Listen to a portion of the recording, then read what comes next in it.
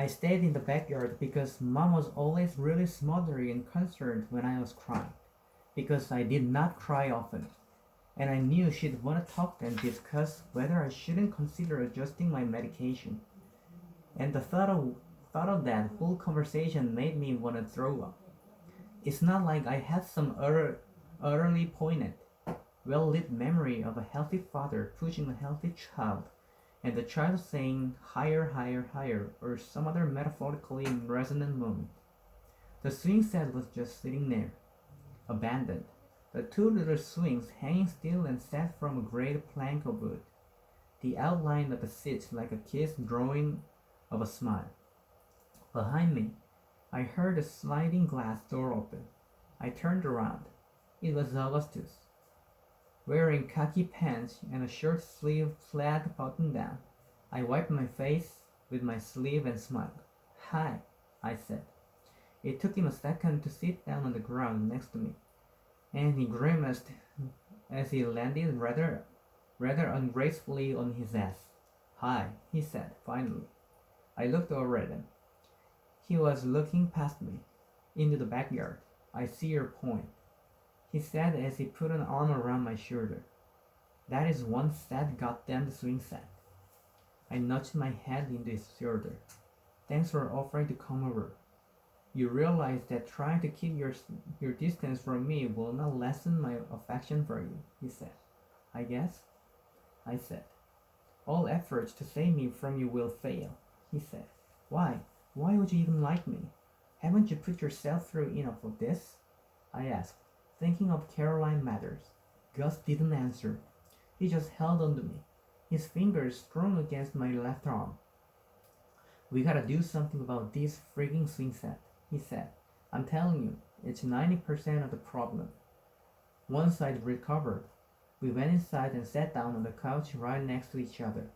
The laptop half on his, fake. Me and half on mine. "Hot," I said of the laptop space. "Is it now?" he smiled. Gus loaded this giveaway site called Free No Catch, and together we wrote an ad. "Headline?" he asked. "Swing set needs home," I said. "Desperately lonely swing set needs loving home," he said. "Lonely, vaguely pedophilic swing set seeks the butts of children," I said. He laughed. "That's why." "What?" "That's why I like it. Do you realize how rare it is to come across a hot girl who creates an adjectival version of the word pedophile? You're so busy being that you have no idea how utterly unprecedented you are." I took a deep breath through my nose. There was never enough air in the world.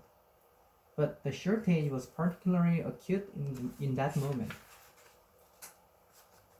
We wrote an ad together, editing each other as we went. In the end, we settled upon this. Desperately lonely swing set needs loving home. One swing set, well worn but structurally sound. Six new home. Make memories with your kid or kids so that someday he or she or they will look into the backyard and feel the ache of the sentimentality as desperately as I did this afternoon.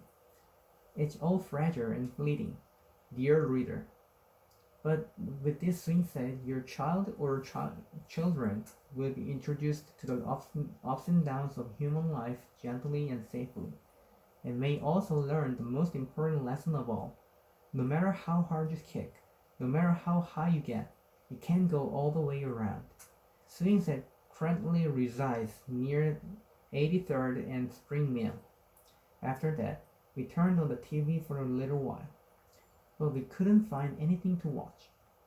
So I grabbed an Imperial Affliction off the bedside table and brought it back into the living room, and Augustus Waters read to me while Mom, making lunch, listened. Mother's glass eye turned inward. Augustus began. As he read, I fell in love the way you fall asleep, slowly and then all at once.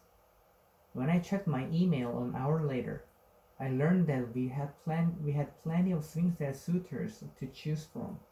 In the end, we picked a guy named Daniel Alvarez, who'd included a picture of his three kids playing video games with the subject line, "I just want them to go outside."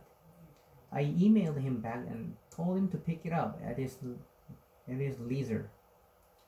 Augustus asked if I wanted to go with him to support group, but I was really tired from my busy day of having cancer, so I passed. We were sitting there on the couch together, and he pushed himself up to go, but then fell back down onto the couch and sneaked a kiss onto my cheek. "Augustus," I said. "Friendly," he said. He pushed himself up again, and really stood this time. Then took two steps over to my mom and said, "Always a pleasure to see you." And my mom opened her arms to hug him. Whereupon Augustus leaned in and kissed my mom on the cheek.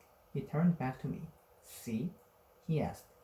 I went to bed right after dinner, the biped droning out the world beyond my room. I never saw the same set again.